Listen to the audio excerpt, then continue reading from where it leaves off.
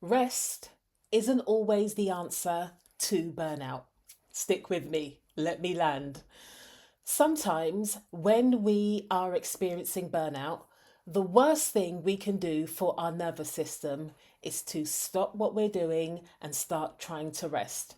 Partly because we don't know how to do it, because our whole biology has organized itself around doing, and often doing at the expense of our health. And also because when your nervous system has been primed to operate in a constant state of sympathetic nervous system activation, so you're constantly operating in fight or flight, running from task to task, busy all the time, waking up thinking about all the things you need to do, doing all the things during the day, and literally collapsing in bed at the end of the night, and sometimes feeling so wired that even though you're tired, you can't get to sleep and your sleep isn't restful. Trying to get into a restful state, trying to spend time doing nothing, meditating, or whatever else people prescribe, can feel like a shock to your nervous system. Why? Because your nervous system has organized itself around being busy and being in that sympathetic activation state of fight or flight. Our nervous systems and our human intelligence works on patterns. It works with certainty and predictability.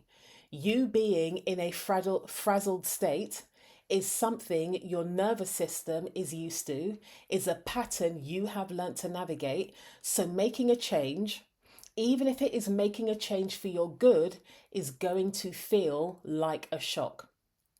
So, one of the first things I prescribe for people that have experienced or are experiencing burnout or extreme exhaustion is to find joy. That's why my book, Women Who Work Too Much, has the subtitle Break Free from Toxic Productivity and Find Your Joy. In fact, within every chapter at the end, there is a joy practice. So even though sometimes I'm covering different material, at the end of the chapter is an opportunity to bring in some regulation and find your joy. A lot of the practices that are woven throughout the book are also about contacting your sense of joy and pleasure. Because when you have been operating in a state that has led to burnout, it is likely that you're not experiencing joy and pleasure. I'm not talking about happiness, which is quite externally motivated. I'm talking about an intrinsic feeling of joy that radiates from within. I'm talking about being in a state where you are alert to what's going on around you and can draw pleasure from your environment and also from your internal senses. When we are operating in fight or flight, that is our survival physiology. And when we are operating in survival, our nervous system is not looking out for what brings us joy and what brings us pleasure. Now, some people may say, when I'm really stressed, being intimate with my partner is a good remedy. But when you are being intimate with your partner in that state, it's often numbing than real, genuine pleasure. It's an opportunity for you to dissociate and to block out what's going on with this very carnal sense of pleasure, but you're not getting the relief and the release you get if it's from a genuine sense of pleasure.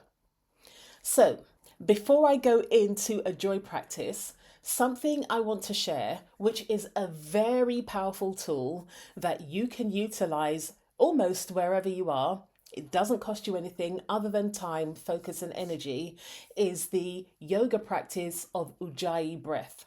Now, I was going to do a demonstration, but I've just had my dinner not too long ago and it had lots of turmeric in it, so my tongue is yellow, so I'm not going to do that. But I'm going to insert a picture so you can see. Ujjayi breath, you are mindfully breathing and you are inhaling, filling your lungs with air. And as you exhale, you stick your tongue out and make the sound. That enables us to activate our parasympathetic branch of our nervous system. So, the part of our nervous system that tells us it's safe for us to rest, we can digest, we can be here, we can be still. It activates that branch of our nervous system, which then brings down our sympathetic activation and helps us feel grounded and safe. And when we do that on a daily basis, we are having a moment where we are feeding ourselves with information that tells us we are safe, we can rest, we can take a moment. Doing Ujjayi breath, 4 rounds of breath can be really helpful. If you can do it for a minute, that's even better. As I said in one of my previous videos, when we do small things on a repeated basis, it compounds, a bit like compound interest, and it has a huge effect on our nervous systems, and we are building trust with ourselves, showing ourselves that whilst we expend energy, we take time to give ourselves some energy back. Why is breath so important? Think about times when you felt scared, when you felt stressed, when there's been a big bang, like an exhaust, someone's car exhaust has just gone bang whilst you're in the street. The first thing we tend to do is inhale and hold our breath. When we are in states of stress, we have a tendency to almost continuously hold our breath. Our breath becomes very shallow, we're not taking in nourishing breaths, and that sends signs of danger to our nervous system. It tells us we're unsafe. Because on a nervous system level, we hold our breath or our breath becomes very shallow when we are in a state that isn't safe. I'm thinking about the number of people I have spoken to who realize they hold their breath quite a lot when they're at work, or they're shallow breathing as they're heading towards a deadline, because we are so worried about being able to function in a way that makes people feel like we are productive, we are ambitious, and all of those sorts of things, that we often send our body signs of danger because we've activated our sympathetic branch of our nervous system and we're puffing and panting trying to get things done. Taking time every day to do that Ujjayi breathing is going to help send your nervous system signs of safety, or glimmers, as Deb Dana, who is one of the most wonderful practitioners and teachers in the somatic space, she calls them glimmers of safety. So that's something we can do to start to activate our parasympathetic nervous system and tell us we're safe. It helps to reduce cortisol, it helps to reduce adrenaline and neo, whatever the other one is that begins with N, and tells our bodies that we can drop our shoulders, feel our feet on the ground, feel heavy in the chair we're sitting in, and have a moment of relaxation. Now, let's talk about joy. Joy is one of the most powerful signs of nervous system safety. You cannot feel like you're in a state of danger and also feel joyful simultaneously. When we have feelings of joy, when we are walking past and we stop and take a look at the roses on our journey and get pleasure from the look of them, and even take our time and sniff the roses, which I do in my neighborhood, you will see me walking past people's gardens, and if they've got roses, particularly roses hanging over, I will stop and smell the roses. I actively encourage people to do that. We need to weave joy into our week, our day, however we can do it. And we can do it really simply. We are the only mammals, as far as I'm aware. I know that they say dolphins sing and all of that kind of stuff, but we have music and we dance. There's no other species on this planet that does it in the way we do it.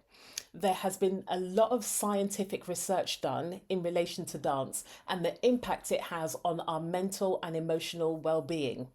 There was a study done by a university in America. I can't remember which one. It's in my book, Women Who Work Too Much. It's in my book, where there was some research done on hip hop dancing, and it was found to be a really great antidepressant, and the benefits of hip hop dancing were still experienced by the dancers days after engaging in that dance. So, to wrap up today's episode, because I don't want to overwhelm you with all of these different things so that you feel like you've got a to-do list of joy to do, I want you to create a playlist, a musical playlist, 3 songs that make you feel good. And I challenge you tomorrow morning, tomorrow morning, not waiting for any other time, tomorrow morning, listen to those songs with your headphones in and let yourself move and groove to the tunes and see how it changes the trajectory of your day. I've got numerous playlists with 3 songs on, from 80s pop, the sort of stuff they used to play at my school discos, right through to, at the moment, my thing, because I love TikTok a little bit too much, is Brazilian bile funk. So I've got a range of playlists I listen to depending on my mood. Sometimes it's really upbeat, sometimes it's slow, mellow, some neo soul, some jazzy vibes, but I want you to do that. I want you to create a 3 song playlist so that you can start your day with joy and let me know how you get on. I just thought I would add, because I forgot to say it before. One of the reasons why I'm an advocate for joy for high functioning people who are experiencing exhaustion and burnout is because we are so used to doing, to tell us to do nothing can feel like, oh my goodness, you're taking my over functioning away. What am I going to do? Who am I going to be? When we give ourselves joy tasks, we're giving ourselves something to do, but that something to do is replenishing us rather than taking it away from us. So, what I'm leaving you with today is to create that playlist, 3 songs, and you dance like nobody's watching. Put your headphones on so if you live with other people, you're not disturbing them. If you need to wake up 15 minutes earlier to do so, do so. It is going to pay you back in dividends. Okay, that's it for today. Until next time, take care. Bye.